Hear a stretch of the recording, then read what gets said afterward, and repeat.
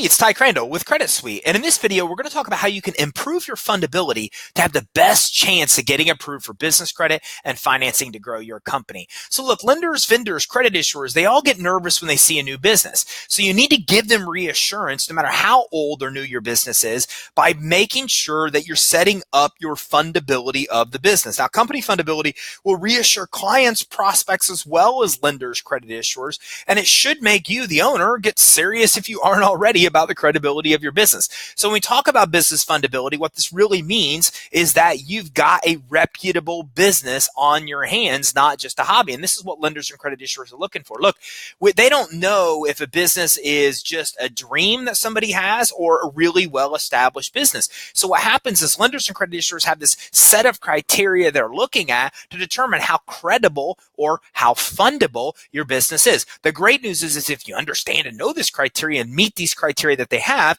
you have the best chance of getting approved for loans and credit lines and business credit cards. If you don't meet the criteria, you'll oftentimes get denied. And you've seen that before when you applied for a credit card and either got an automated approval or a letter that you're going to, or notice that you're going to hear by mail in 7 to 10 days, which is never good. That usually results in a decline. So today we're going to talk about the fundability, the aspects, some of the aspects of fundability you should know to give yourself the best chance of getting approved. So the full business name needs to include any DBA. So one of the biggest mistakes that business owners make is when they go to apply for financing, they don't include their full business name. Then what happens is the lender and credit issuer pulls the business name they're provided. They can't match it up exactly in the Secretary of State records, and they get the business denied before even looking at anything else.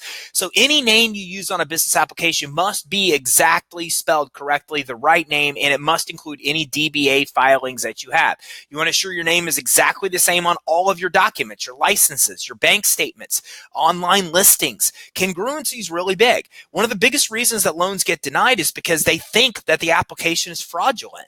And they think it's fraudulent because you're giving them information on an application that may be different than other places that they have online. So if your business name spelling changes, if your address changes, and it's not changed with places like the Secretary of State, then the discrepancy between what's on the Secretary of State and the business application causes you to get denied.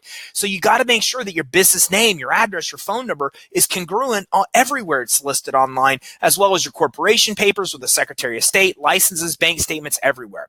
You got to make sure that you get the right business EIN, or that you set up your business EIN number and do exactly the same way everywhere that's listed as well. Make sure that you have the right EIN listed everywhere it's listed.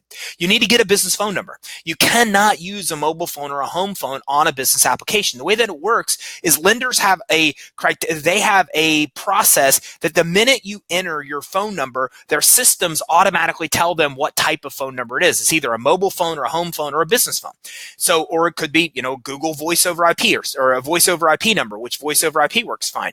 You have to avoid using mobile phone and home phone. Those can get you automatic declines. Get a business phone number. Get a toll-free number. Get it listed with 411. A lot of lenders and credit issuers look at that criteria to get approved. Is the phone number business number? Is it toll-free? Is it listed with 411? Get a fax number as well. Okay, these are very important things. Now, we use a service called List Yourself to get listed with 411. The reason lenders and credit issuers like 411 is you can't fake it.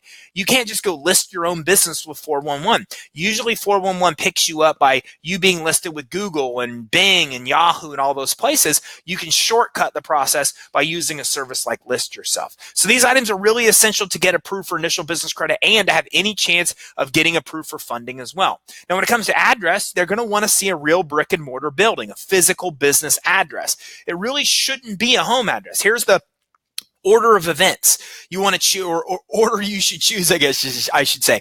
The real physical business address if you can, if it makes sense. A virtual address, second choice. Home address at last resort. You never want to use P.O. Box or UPS address. You want to avoid a home address if you can, but if you can't get a virtual address or a physical address, it will be your other choice. One thing you absolutely can't do with no question is P.O. Box or UPS addresses. Lenders and credit issuers have a database where all these are housed, and even though you may think a UPS box is a real physical address, they know what this is, and it throws up red flags in their system. So some lenders aren't going to approve you if you're using a home address, and for for example, Walmart's one of those. Walmart offers a business credit card without a personal guarantee requirement, without a personal credit check requirement. They won't issue it to somebody that uses a home address.